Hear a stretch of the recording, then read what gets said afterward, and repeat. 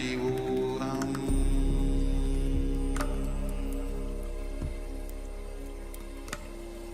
Om Nithyananda Paramashivoham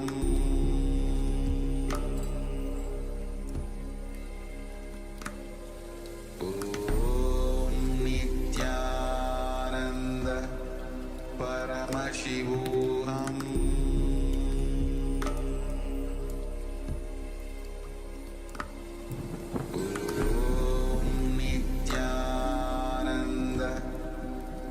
Paramashivoham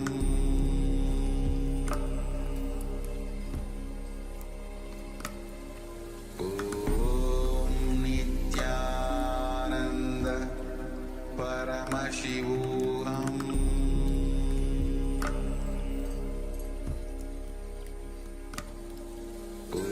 Om Nithyananda Paramashivoham Paramashivoham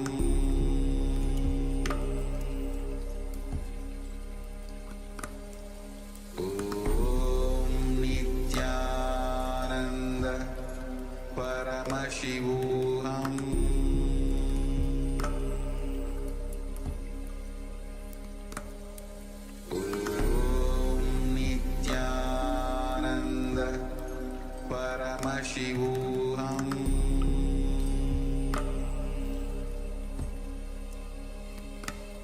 Om Nithyananda Paramashivoham Paramashivoham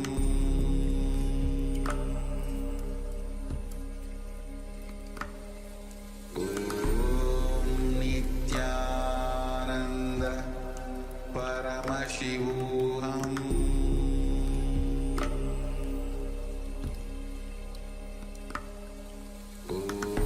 Om Nithyananda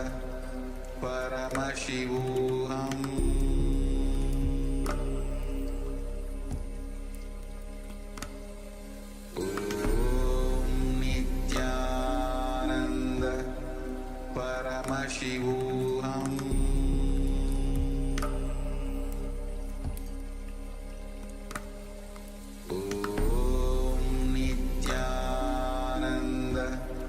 Paramashivoham Om Nithyananda Paramashivoham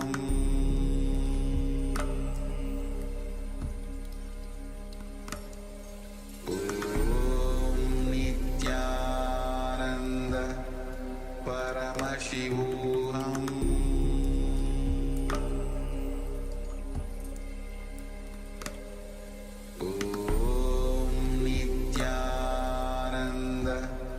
Paramashivoham Paramashivoham Om Nithyananda Paramashivoham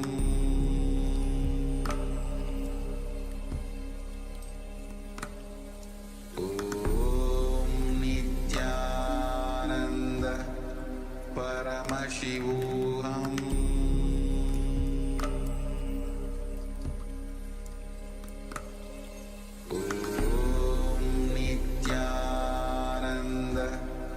Paramashivoham Paramashivoham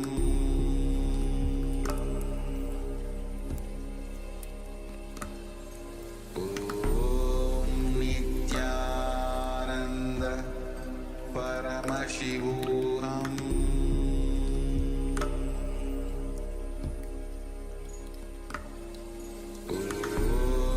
Nithyananda Paramashivoham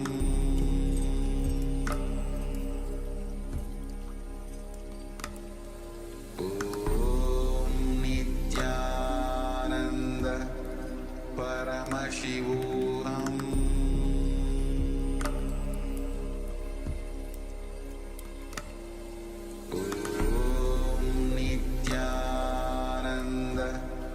Paramashivoham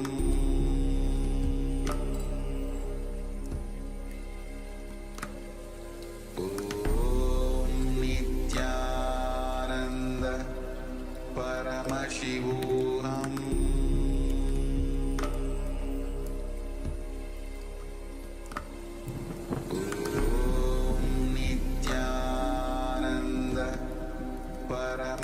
Paramashivoham Om Nithyananda Paramashivoham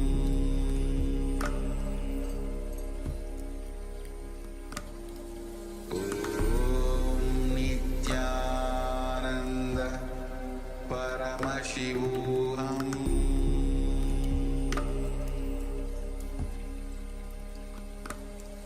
Om Nithyananda Paramashivoham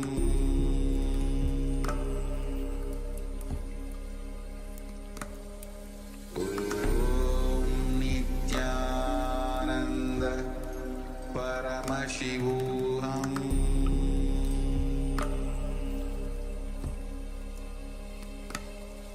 Om Nithyananda Paramashivoham.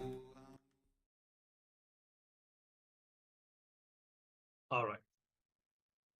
So you can now, if you have manifested with a partner, you can share that with them.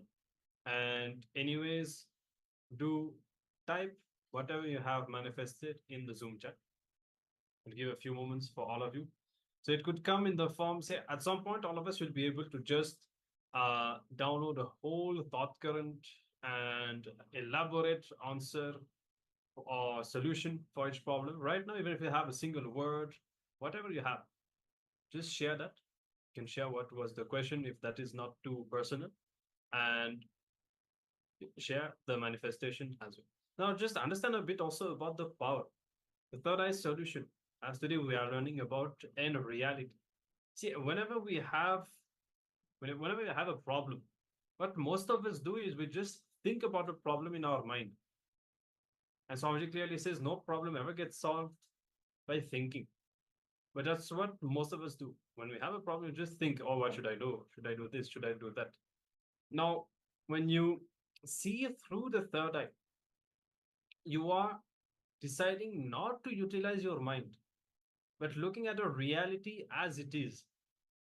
Then naturally, from that pure cognition, you just understand, you just cognize the reality as it is. The solution or the answer is revealed. Okay, so that is the whole context. Now, Muhammad Ali has shared, when will I get a job? November 15 or December 15? Okay, so great. Now we just look forward to knowing if that happens. But you have manifested something. Unfortunately, it needs a bit of time for the verification to happen, but let's see. Hoping that it manifests as you have seen. So if anybody else wants to share what you have manifested, you can do so. And in the meantime, we'll be moving forward. We'll be entering into our next session. And Swamiji will be revealing how our identity is confused reality. All of you already know about the genesis of identity, how we built up the incompletion from the young age, and this whole confusion about that we have about ourselves that many times we are not even aware of. That powerlessness, the gap in our identity inside, that is the source of the delusion, difficulties, complication, whatever we experience in life. So when we understand that confusion, that gap in our identity, when you fix it, when you come to an integrated inner image, an integrated identity, then we see that the whole change reflects in our reality. It's not just a change of perception that suddenly you feel better, you feel more integrated, so you do different actions. It's not just that. When the shift happens inside, your reality changes. You see that you don't see the things as you were before. The reality itself changes. What you thought was possible or impossible, that changes. Okay, so this is what Swamiji will be revealing about. So let's be receptive. Let's come to a listening space and let us discover about this truth.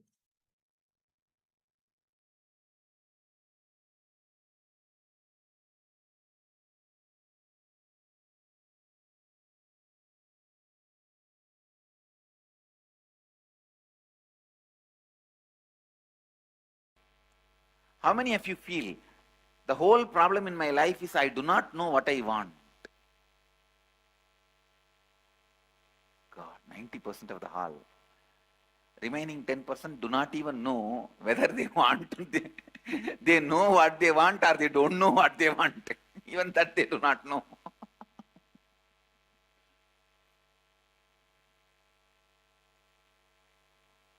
I tell you, identity crisis is always one of the biggest problem of human beings. Identity crisis, don't know what we want in the life. Don't know what we are doing in the life. If you don't know what you want in the life, you are just waiting to die. Be very clear. You are not living. You are waiting to die.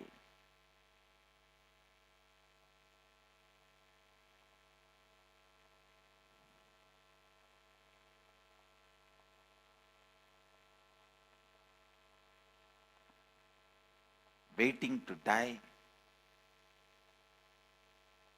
is not living. Many of you,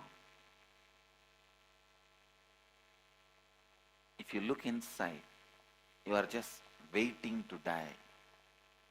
You don't have the courage to commit suicide, so you are just dragging your days, time.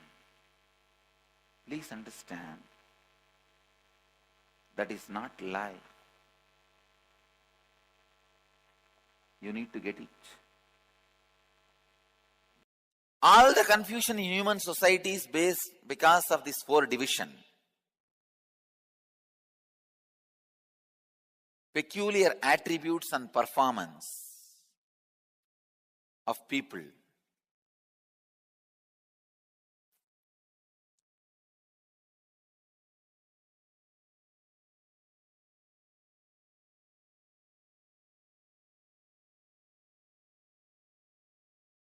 There are some people who always choose money as the end of life, goal of life, as a ultimate security. There are some people who choose power as the goal of life. There are some people who choose spiritual strength as goal of life. There are some people who choose confusion as the goal of life. There are different types, kinds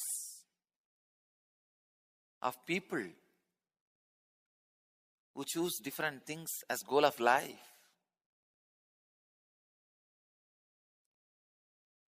Based on what they feel as goal of life. How much ever you learn, sometime when there's a crisis, you tend to feel money is the security because practical. Now I need.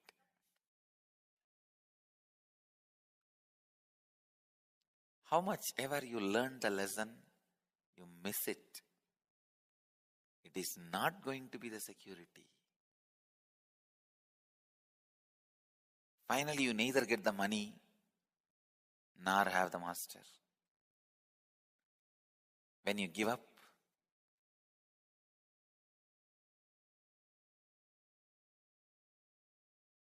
the spiritual solution, I tell you, for every problem, spiritual solution is the answer. Coming to terms with the reality. There is no shortcut. Be very clear.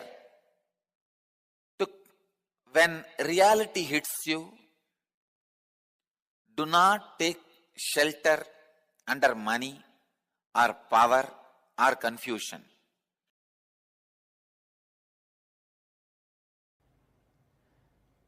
If you are arguing with Advaita, it is difficult or easy.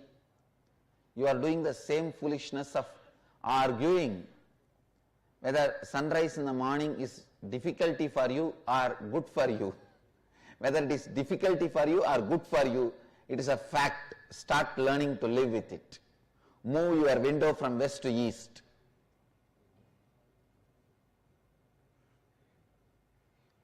So stop arguing whether Advaita is good for you or bad for you. Just move your window to the right direction and start living it. That's the most intelligent decision you will make in your life.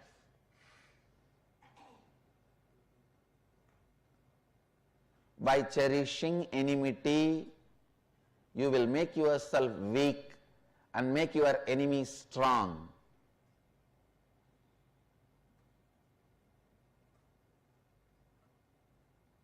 By completing with enmity, you will make your enemy weak. And after that, you don't need to destroy him. And even if you destroy, you won't have sin.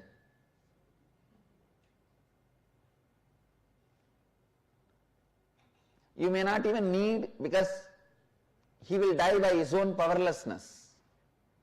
Even if you want to destroy him, you may not need weapon. Understand, the space of Advaita is the best strategy planner, whatever situation you are in. The space of Advaita can be the best war strategy, political strategy, business strategy, economic strategy, health strategy, and the strategy for productivity, highest possible life. Understand? Don't believe completing with your violence will make you weak. If you believe completing with your violence will make you weak, you are wrong.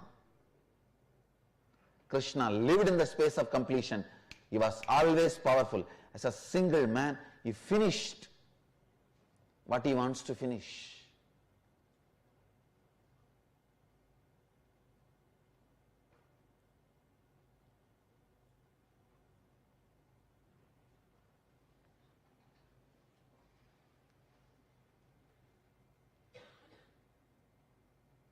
Understand, the moment you allow enmity, the first thing will happen is you will be split to pieces. You yourself will not be sure about you. The confusion is the curse from violence. Confusion is the first side effect you will experience from the violence. Do not cherish or entertain enmity even for a casual argument or playful way. Learn this as a lesson. Do not cherish enmity and violence as part of you, even in a playful way.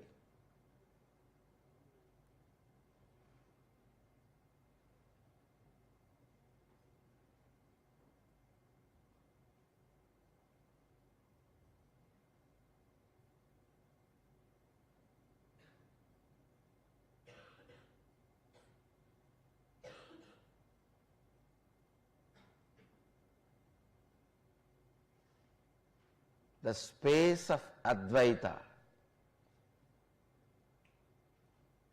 everything is extension of me. Whatever I want is already part of me.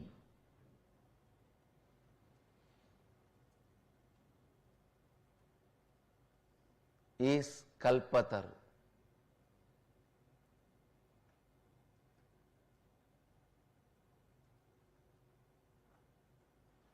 Sudarshana means right vision. What is the right vision? By not carrying enmity inside you, making your enemy weak. That is what is power of Krishna. Sudarshana Chakra. His right vision is his strength.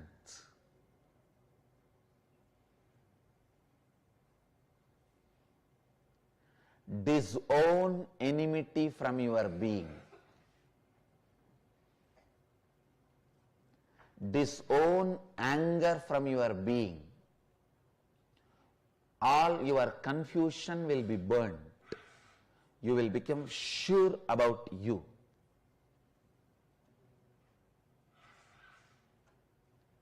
You will become sure about you.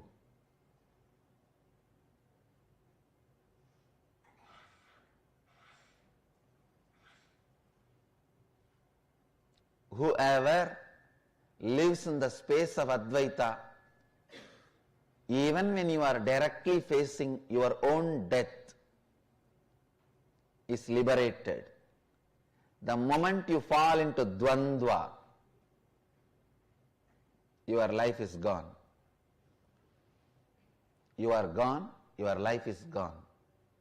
Whole thing is waste. Whether you are fighting with a disease, fighting with a pattern, fighting with poverty, fighting with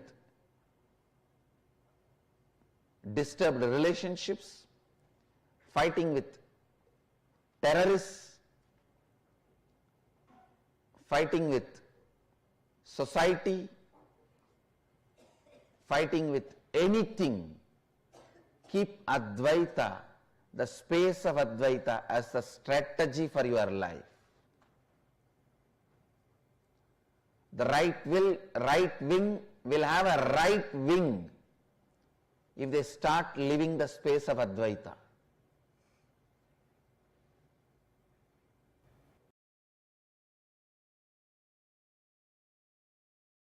Ability to face a crisis, ability to manage a crisis, ability to manage a new situation, ability to manage a change in the situation, all this is lost. All this is lost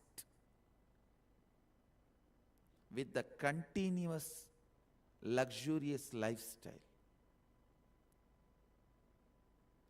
Please understand, if you are rich, don't punish yourself with the luxurious lifestyle. That's the biggest punishment you will give it for yourself. Just because you are rich, don't destroy yourself.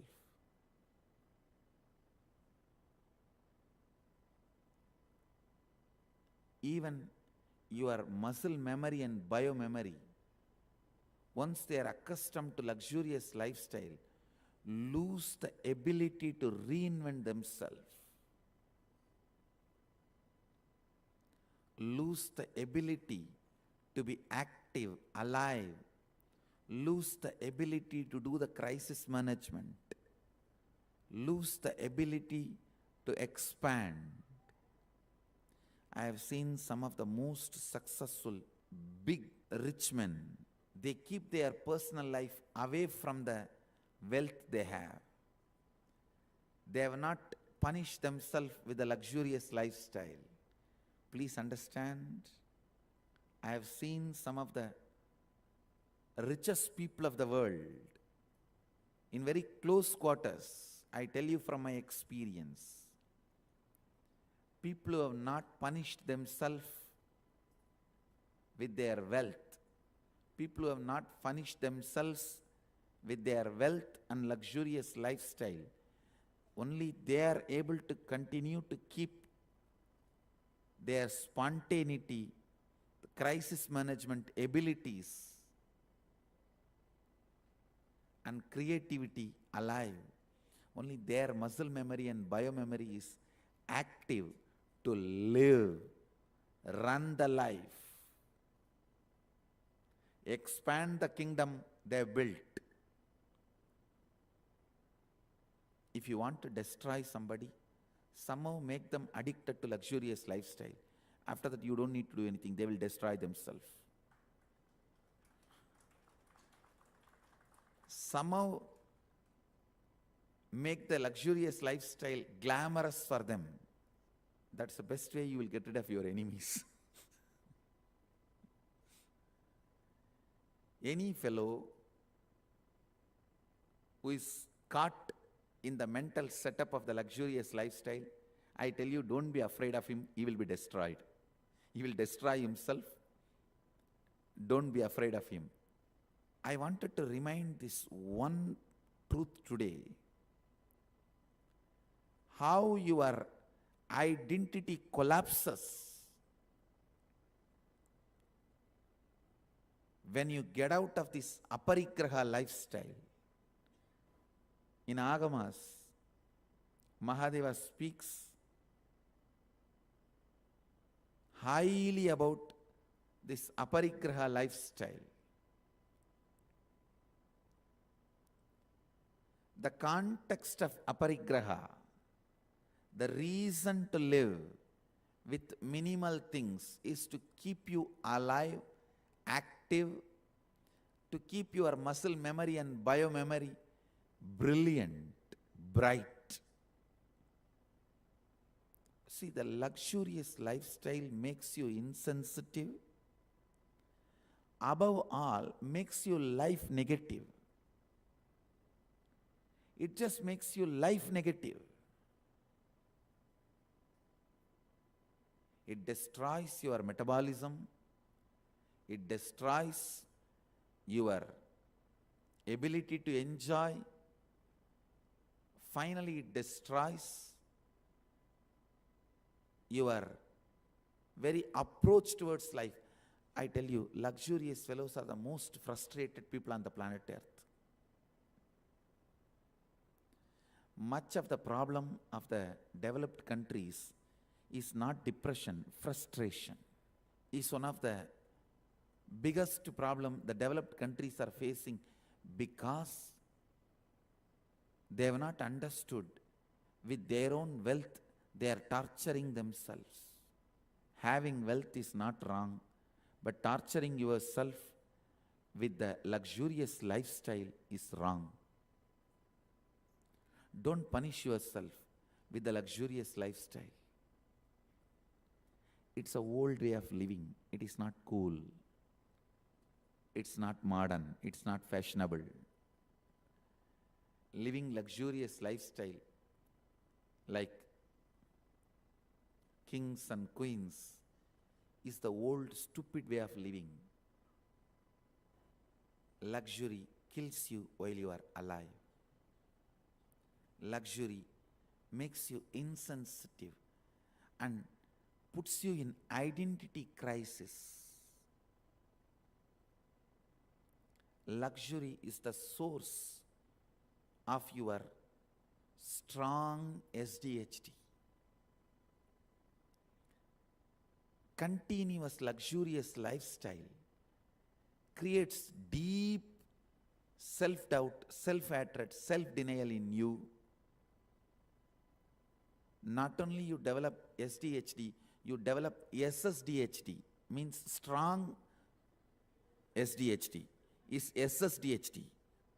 Have wealth. I am not saying don't have wealth, but because you have wealth, you don't need to abuse yourself with luxurious lifestyle. You don't have to abuse yourself with a luxurious lifestyle. Remain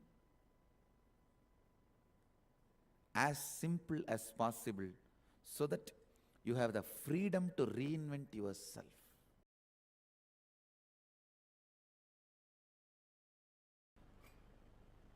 We will understand the genesis of our identity. What all the said, unsaid aspects of our identity. The inner image we strongly feel as we. the outer image we project to the world as we, and gap between these two. Why the gap? The gap is not always bad. Please listen. The gap is not always bad. Only when it is unconscious and makes you powerless, it is bad. If you consciously know how to play the game and it does not make you powerless, it is not bad. I am 120% sure Krishna did not feel powerless when he ran away from the war field with Jarasandha. He was powerless and ran away? No. No. Understand, Krishna did not feel powerless and run away from the war field with Jarasandha. No.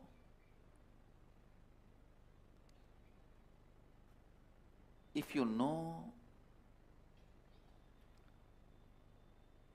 consciously how to play with these two, inner identity and outer identity,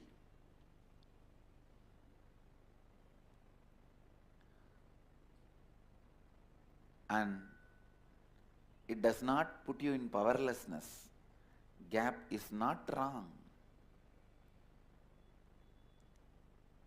Not once or twice, so many times Krishna ran away from Jarasandha. There is a temple in Gujarat called Rankichor. Means who ran away from the war. So understand, then do you mean to say he felt powerless so he ran away? No. No. He is the most juiciest incarnation.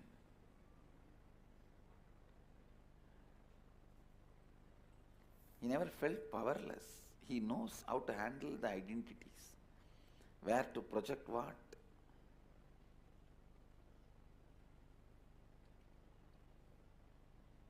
So understand, the exact inner identity, outer identity, and the gap between the inner identity and the outer identity.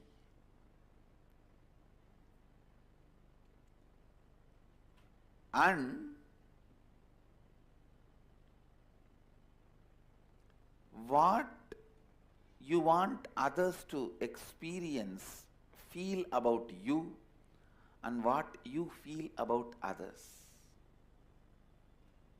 There is always a big gap between these two. You want everyone to feel about you as a loving, caring, trusting, blissful, joyful person. But you believe, you think about everybody as crooked, cunning, cheats, bunch of thieves. Now you need to know the gap between your inner identity and outer identity. That gap is neither good nor bad. Same way, the gap between what you want others to feel about you and what you feel about others. This gap also is neither good nor bad. If both these gaps makes you powerless, both of them are bad. If they does not make you powerless and you know how to play with that, then it is not bad. Sometimes it is good. Some of the very powerful, the most powerful strategies which Krishna did to protect dharma are done from that space where other person can't even understand with what kind of a logic you are functioning. Other person can't even understand. You can never understand with what kind of a dharma Krishna is functioning. You can never understand.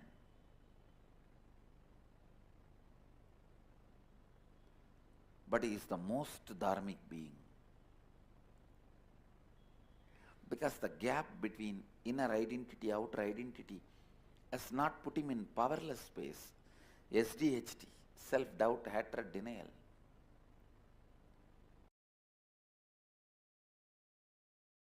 Ability to renounce the identity. I tell you, it is that training which protected or still protects, saves me during this whole identity crisis. See, the attack on me was not defamation. It was literally creating identity crisis. Please understand. Defamation is different. Trying to create identity crisis is different. Attack on me from 2010 is not just defamation. Trying to create identity crisis. Trying to completely confuse people about who am I, who I am. And they tried their best even to confuse me. See, if constantly 3 years somebody tells you you are a cheat, you are cheat, you are cheat, you may start thinking, am I really cheating? Ability to drop your identity in front of anyone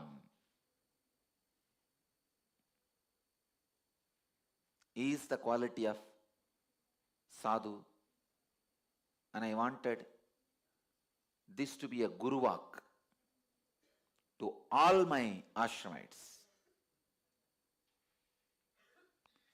What is there? You think all the abuse I am going through, I am worthy of it? It is excess being done on me. But that is the way life is. That is the way humanity is. That is because you did not become enlightened few thousand years before and serve the humanity. I am struggling all alone.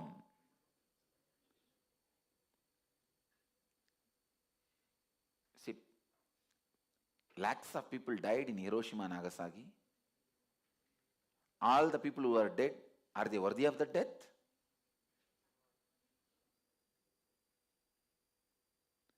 The ability to drop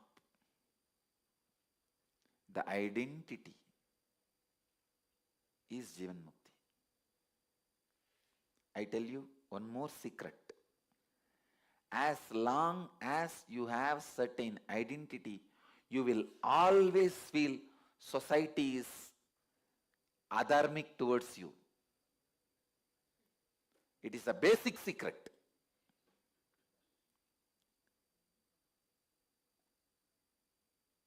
Your logic is with pus.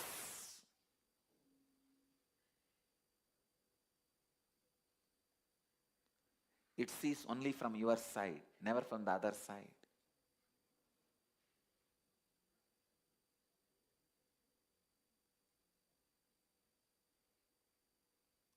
If I judge whatever is done to me by the society is adharmic, my logic becomes logic with pus. Fortunately, I never judged.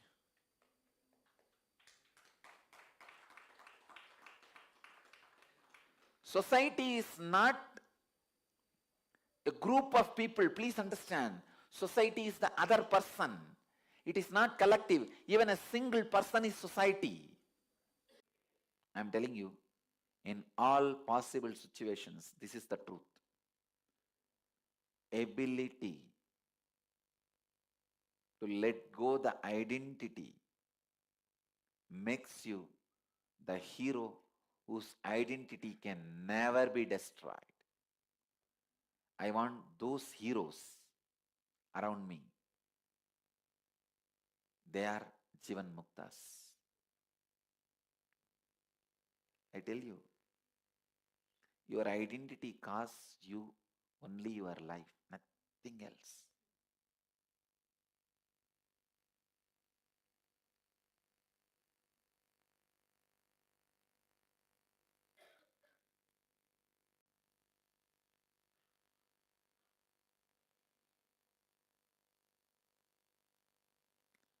If I am supporting your ego and identity, you are doomed. If I am not touching your ego and identity, you are in waiting list. If I am hitting at it straight, you are blessed.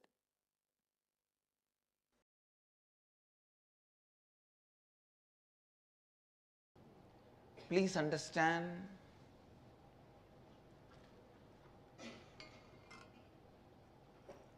when people ask, why should we have the space of Advaita in everyday living, the whole question seems to be stupid.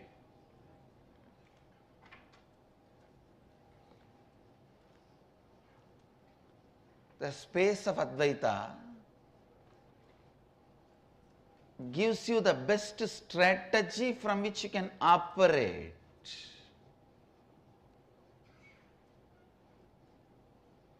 You want to continue to live in lies, spread lies. Please understand, living in lies, spreading lies, the biggest problem is you get confused about what do you want. Getting confused about what you want is a failure.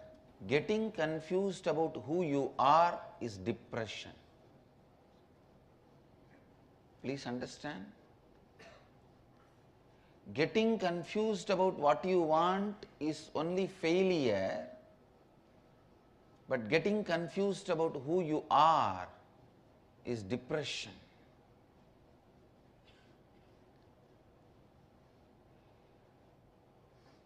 Even if you allow the failure, don't allow depression. Even the word depression is too small. Getting confused about who you are and not being sure about who you are, the identity crisis. The identity crisis.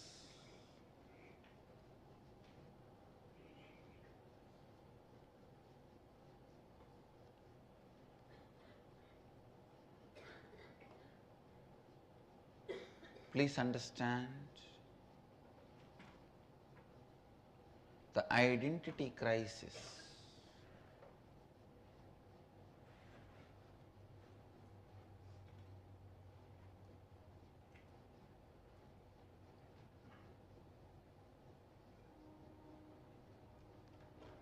Integrity itself is a principle which solves the identity crisis for you.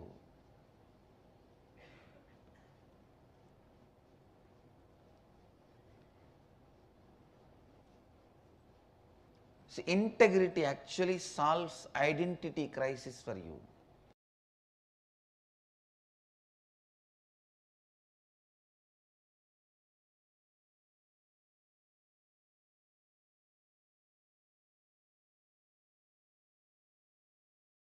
A bit in.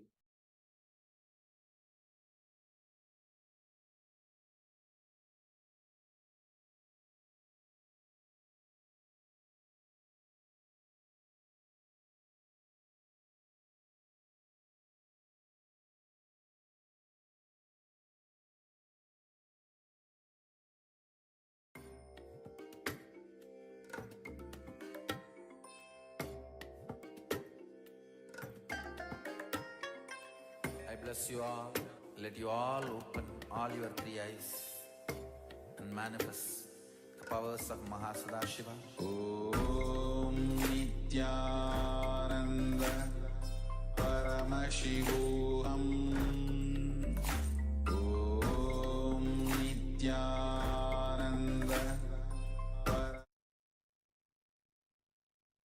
Yes. So the confusion in your identity, that is what leads to the confusion about what you want in life. Actually, if you see, many of us, we will have so much of confusion when it comes to this and about the path that we want to follow, or even about small things. There's no persistent or consistent will.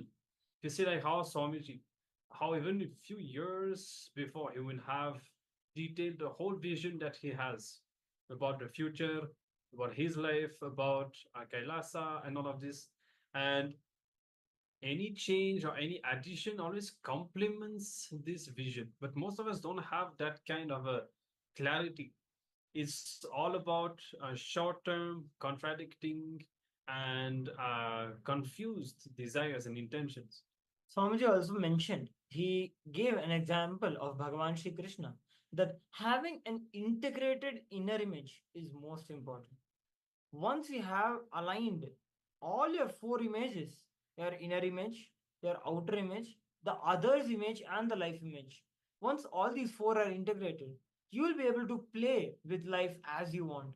Because even if even when Bhagwan Krishna was running away from the battlefield, it was not that he was powerless.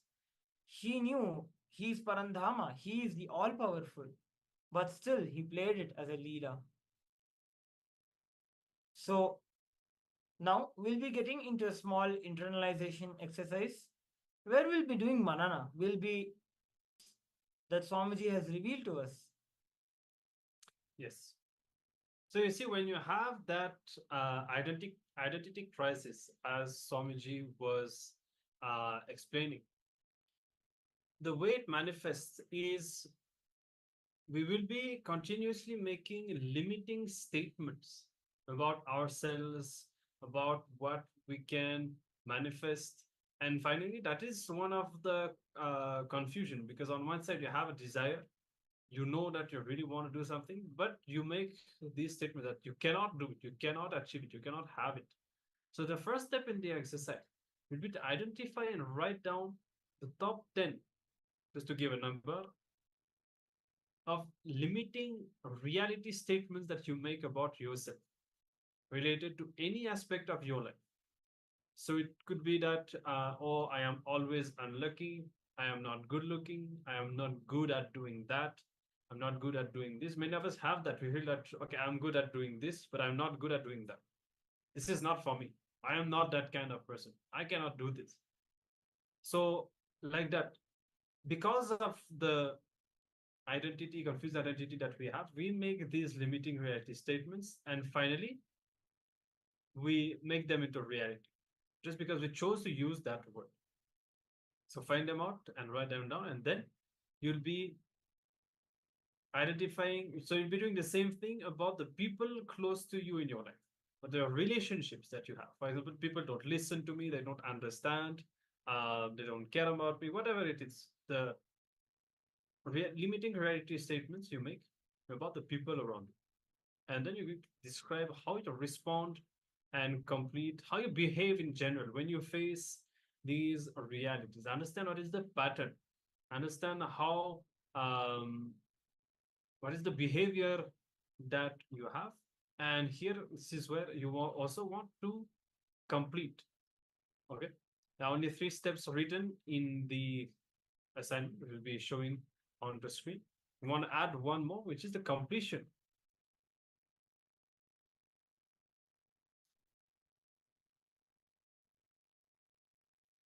Where you declare what is the powerful reality statements that you want to make. And if you need to do any completion, looking in and relieving and all that, you can do so. As you can see, the 3 assignments and one more, which we are adding the completion, the powerful declaration to restore your space. Okay. So hope that is clear. We can all start to pen down and cut off.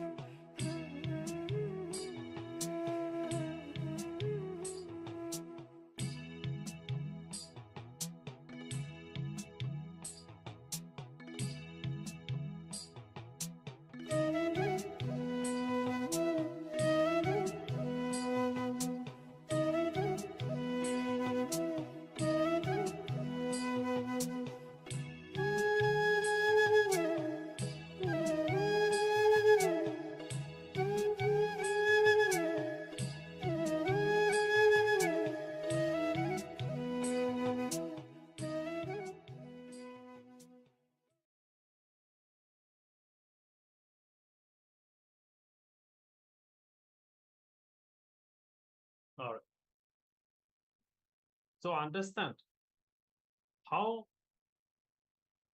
you limit yourself in life, because at the root you carry that identity crisis, and we'll be diving deeper into the identity crisis in upcoming days of the Paramashivoham, where we really look into the process of completion and understanding the genesis of this identity.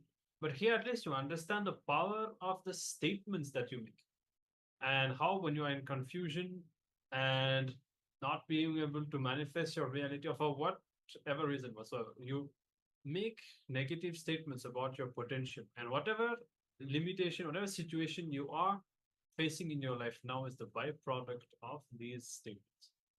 So look deep, identify all these statements, and even if you don't, at least now decide to make only empowering statements about yourself. So with this, you'll now be entering into another round of the power manifestation. And third eye solution, once again, have a question or problem ready for the power manifestation. As you note down your question, let us now invoke the presence of Swamiji. See, every time we manifest a power, and every time we get into the space of manifesting a power, it is celebrating Swamiji, it is manifesting Swamiji through us. So, always when you're manifesting the power, maintain the sanctity of the place around you. It is something very precious, important, and sacred for all of us. It is Swamiji's presence that we are celebrating while we are manifesting the power. So, if possible, you can sit in a cross-legged position, in a proper yogic position, a cross-legged position on the ground. If you're not comfortable, then you can always choose to sit on a chair. So, being seated comfortably in a stable posture without being restless, bring yourself to the space of restful awareness. Remembering Swamiji in your third eye, bring awareness into your third eye. Remember the moments with Swamiji you cherish the most, the best darshan you have had, the most favorite darshan that you have had.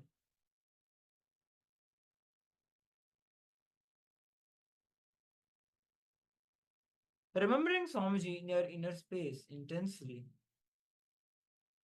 chant the Mahavakya.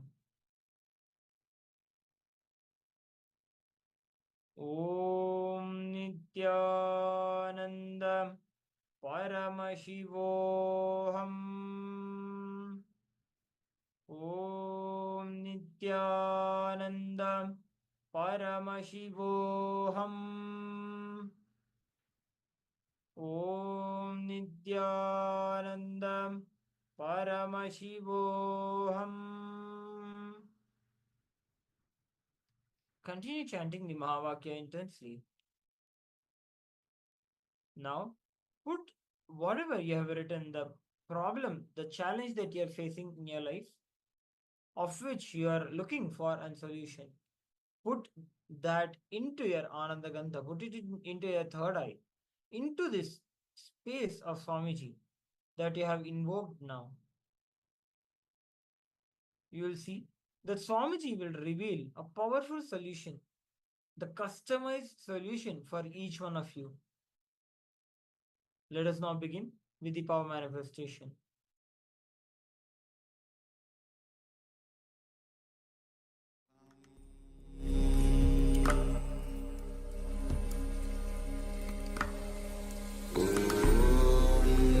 Nithyananda Paramashivoham.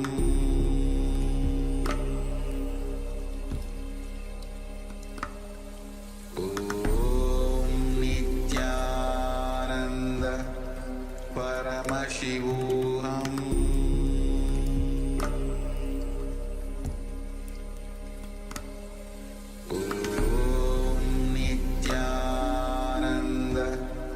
Paramashivoham.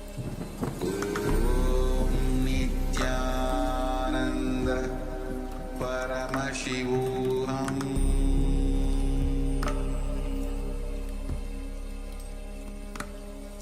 Om Nithyananda Paramashivoham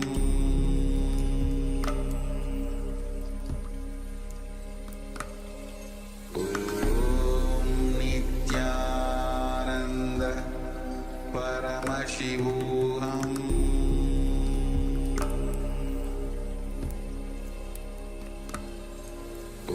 Om Nithyananda Paramashivoham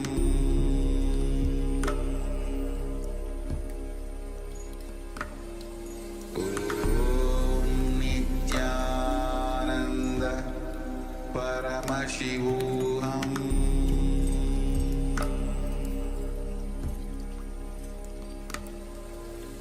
Om Nithyananda Paramashivoham Om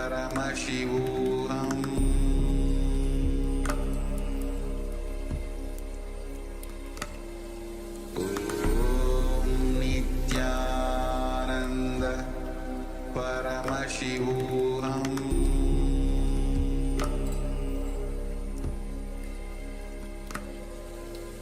Om Nithyananda Paramashivoham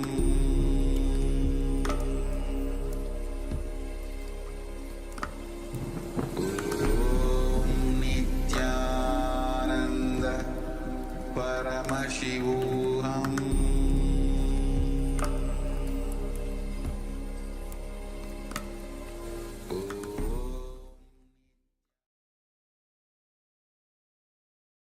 All right. So now, whatever the third eye has revealed, you can take a few moments to share in the Zoom chat and reflect on the answer or the solution as well. So we'll give a few moments for all of you to share.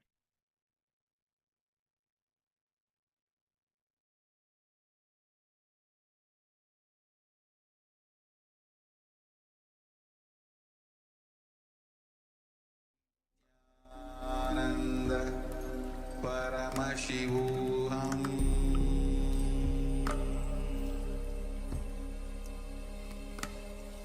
Om Nithyananda Paramashivoham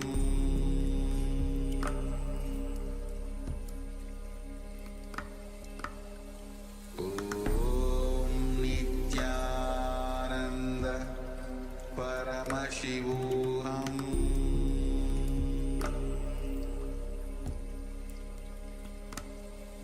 Om Nithyananda Paramashivoham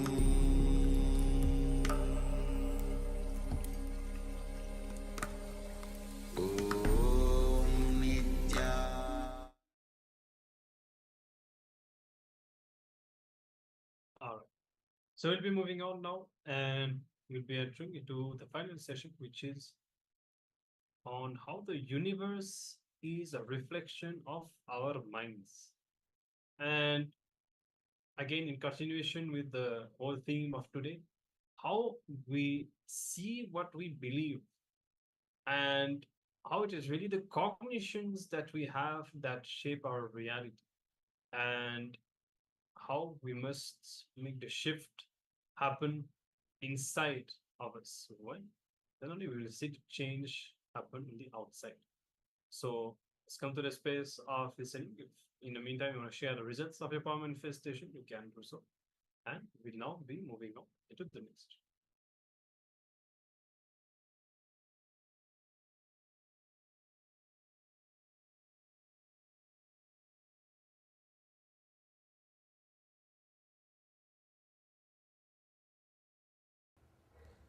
Understand, that is the source from which constantly you are fed the idea that you are not complete, you are not full, you are not as you are supposed to be, and you are not total.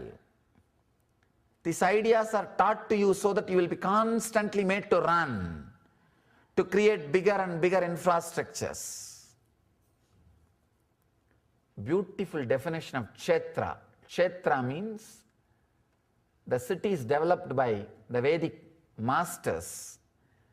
That is why in India we took care, never the leadership was given to a king who is egoistic and constantly mad after expansion of infrastructure. It was all policy decisions was always under an enlightened master, Rajaguru. All policy decisions was under Rajaguru, enlightened master, because he knows how to plan, and he was constantly taking care. Only the fulfillment was expressing. Here, Mahadeva says, as you see many suns in water, from one sun, so see bondage and liberation. So many suns are seen in the water. When you look at the root, you will see only one sun. The source is one. Clearly understand, bondage and the liberation, both words are just relative. They are only relative. They are not ultimate truth. If you think you are in bondage, you need to be taught you are liberated. There is a beautiful example you need to understand. One guy who was standing in the corner of the room, facing the corner, two walls in front of him, corner, he is facing the corner. Suddenly he got into the idea, he is in prison, he is caught. He is hitting this wall, he is hitting that wall, I am bound, I am in prison, save me, God save me, oh Guru save me, oh this save me, oh that save me, release me, liberate me. Master, all he does is, from the behind, shouts, fool, turn. The moment he turns, suddenly he realizes, third side there was no wall. Third side, there was no wall. And he tries to escape. He tries to run. God, I am free, let me run and escape. Master says, fool, relax. You have never been in bondage. Why are you trying to escape? Run. Look around. Then he realizes, not only third side there was no wall, there was no gate anywhere. It was just two small walls meeting in one corner. He himself voluntarily went and started fighting with that walls. Neither the walls bound him, nor they invited him. He went and started fighting with the walls and started thinking, believing he is bound. He is in bondage. Understand, bondage and liberation are relative. They are only two words, relative words. There are so many beautiful truths, revelations can happen in you when this idea awakens the non-mechanical parts of your brain. Understand one more important example. I always love to tell this story, this example. You are always afraid of unclutching or remembering that you are liberated. You wanted a clear mental setup so that your moral standard and life standard, internal and external lives will be same, smooth, as you think, what you think as order. No. In Indian villages I have seen, they will catch these monkeys if they enter into the city and leave them back in the forest. They have to catch them without poisoning them. So they will keep a small pipe inside which their hands can go. They will keep that pipe, and the other side they will keep a small sweet. This monkey will put the hand in the pipe and catch that sweet. After it catches the sweet, it will try to take the hands out, it will not come out. It will try its best to take the hand out. This fool does not understand, if he lets go the sweet, hands will come out. He will not let go the sweet. He will not leave the sweet. He will be holding on to that sweet or that item, the fruit, and he will be trying to take the hand out. Just because of his own closed hands, he will not be able to take his hands out of the net. And this fellow will be playing and pushing and pulling like this for hours. And that guy who put the net, the hunter, will slowly come and catch the monkey and put in the cage and take it away. We don't understand. Just if you leave the hand, your hands can just come out, come off. There is nobody who is binding. There is nobody who is putting you in bondage. Another one important story, wonderful story. I have seen in Indian forests, hunters catching birds. They will catch the birds. There will be one small stick hanging in a rope. The stick will be very balanced, just like this, equal, this side and that side, the same weight and length the stick will be. Like, there will be rope like this tied, and the stick will be hanging. When birds come, they'll try to sit one side. The moment they sit one side, suddenly the stick will become topsy-turvy, upside down, because of one side weight. It will become just upside down. It will just become topsy-turvy. Understand, the moment the stick has become upside down, the bird which is holding will completely get imbalanced and shaken. Now this guy starts thinking, if I leave, I'll fall and break my head and die. If I let go the stick now, I'll fall and break my head and die. He will be just hanging, trying to flutter his wings, trying to shake, trying to move, trying to bring that stick to balance, trying to straighten that stick. No. Here Mahadeva says,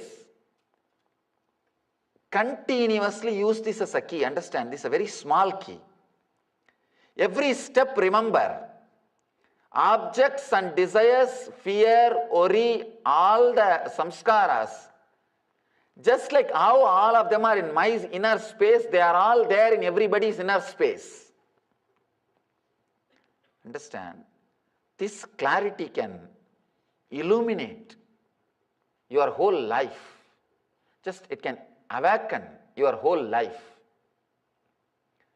Because every time when you are handling somebody, understand, if you are in that position, what all will be inside you, that everything is there in that person. Try to fulfill. Understand? Whenever your wife brings a problem to you, never think she is asking for solution, she is asking for attention. If you try to give solution, you are in trouble. No, you are in trouble. She knows much better solutions. All she wants is you need to listen that problem completely and act as if you do not know the solution. She will tell the solution. Then you have to, yes. See, this is the right solution.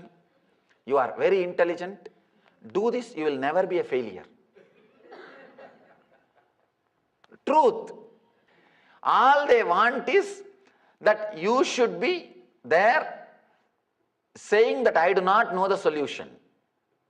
Then suddenly you will see they are coming up with a solution. Understand, the problem there is they are operating from anahata. If you are trying to operate from Anya, Anahata is the chakra asking attention. If you are trying to operate from Anya, the chakra of ego, you will be a failure. Same way, when your boss is bringing some problem, Naturally, that is not attention need. That is the Anya, ego problem. You should give the solution, but act as if he himself brought the solution. With wife, you should never give the solution, just give attention. With boss, you should give the solution without hurting their ego. Because it is a question of Anya, the problem from Anya. Same way, if the problem is from Swadhisthana, means out of fear, naturally you need to handle it with a lot more care and healing. There neither attention need will work, nor working with ego will work.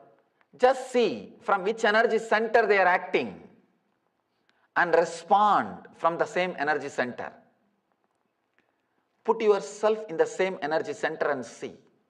Accept that desires and things exist in you. As it exists in you, it exists in others also. Never think, never start judging, guessing, or trying to interpret.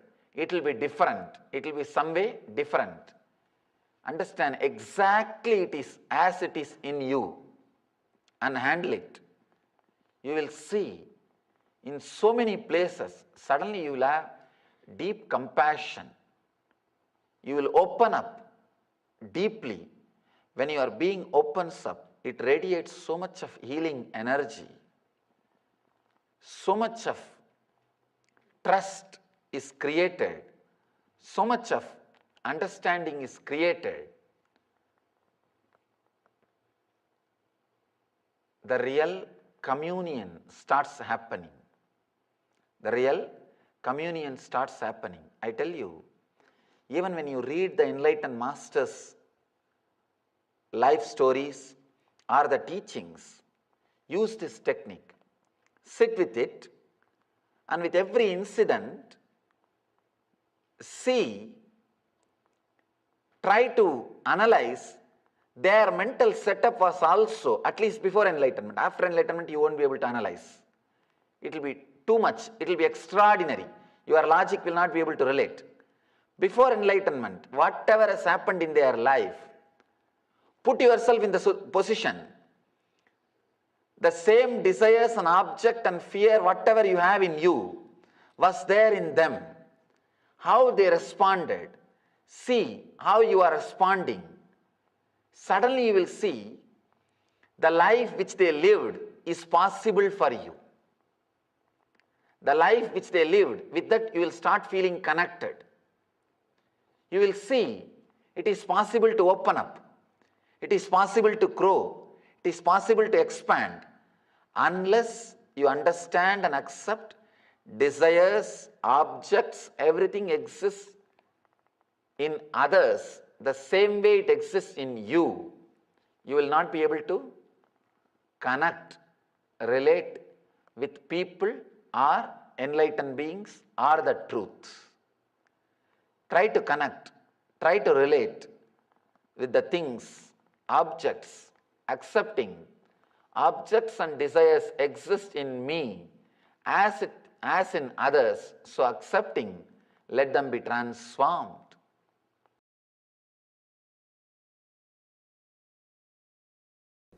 If you stay inside your boundary, you will be in the present moment.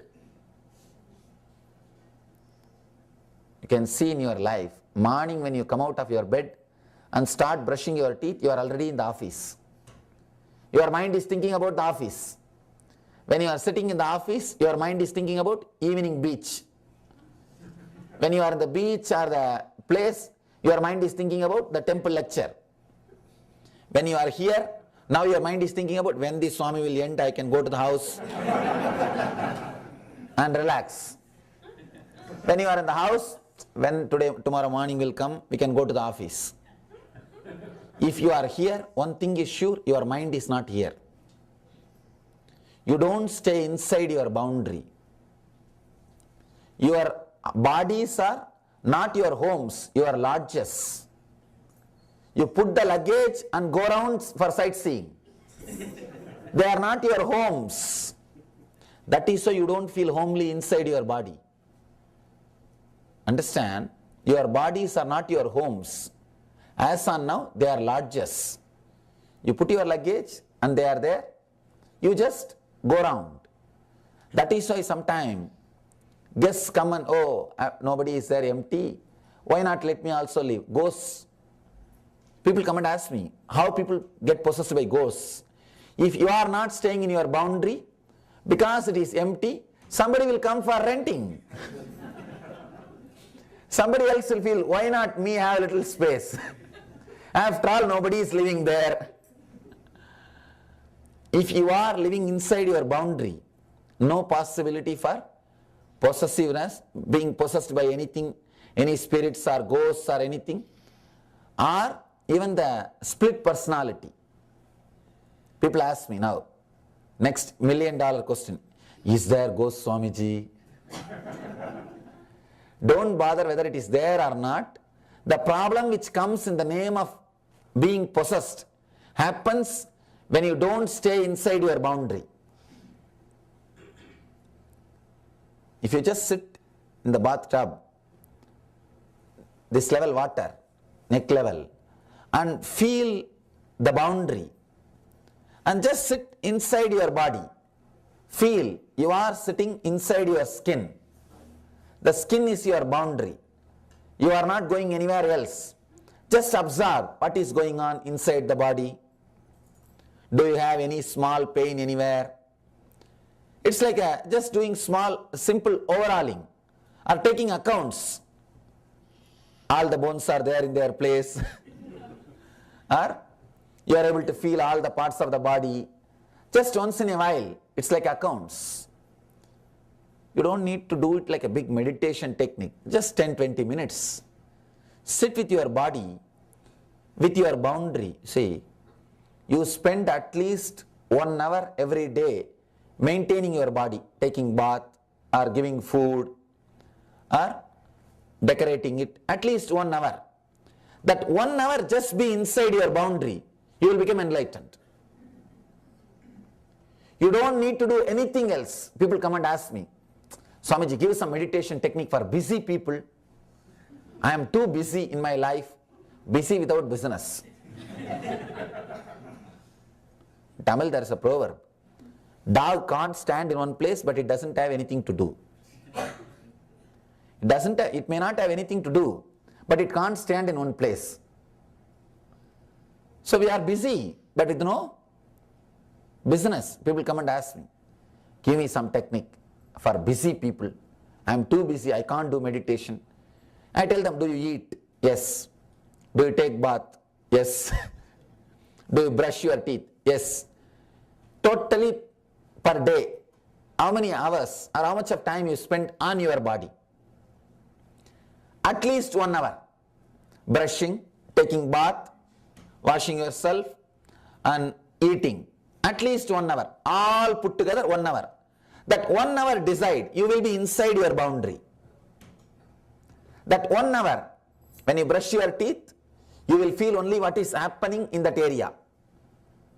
When you are taking bath, you will feel only what is happening all over your body by the water. When the water is being showered on you, just feel what is happening. You will not think about your accounts. You will not think about shouting your subordinate. You will not think about your boss. Just be inside the boundary. When you eat, just enjoy that 1 hour every day. Just be with your body. Nothing else is required. You will be integrated. You will not have split personality.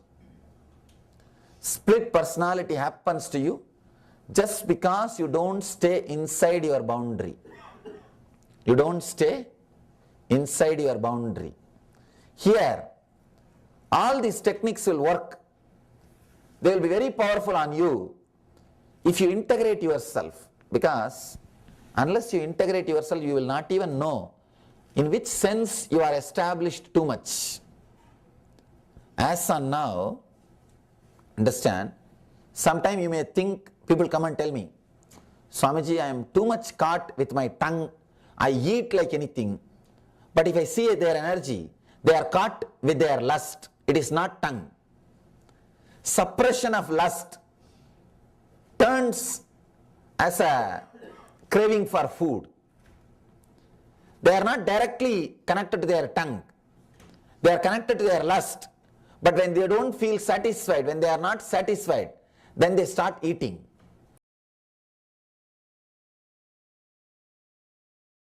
Physically, see, the great swans are like the enlightened masters who take this the bird body just to go around and see their territory. Anyhow, Ramakrishna speaks about this great swan. It is supposed to be the metaphysical bird, seen only by enlightened eyes, or the people who are living in the high consciousness. Of course, only if you are enlightened, you will be able to stay in the high consciousness. That is different. This bird, it will lay the egg. In 40% distance itself, it will hatch. 60% distance, it will grow wings. Before touching the ground, by 90% distance, it will just take off and fly back. It will never touch the ground. It will never touch the planet Earth.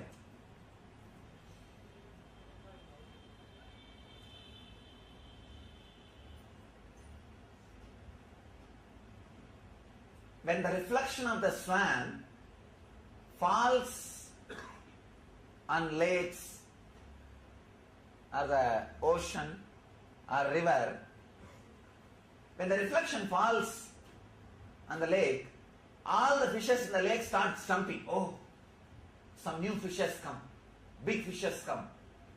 They all start jumping on the reflection and start playing with it. Some fishes jump this way, some fishes jump this way, some fishes jump that way. Some fishes are thinking, oh, what a beautiful fish, what wonderful fish. And they try to jump this way and that way. Some fishes start calling other fishes, hey, come quickly and come and see this fish. Beautiful fish, big fish, pretty fish, whatever you want to call. Some fishes will start even putting fence. Hey, only we can go near this fish quickly. You guys have to come. Yes. And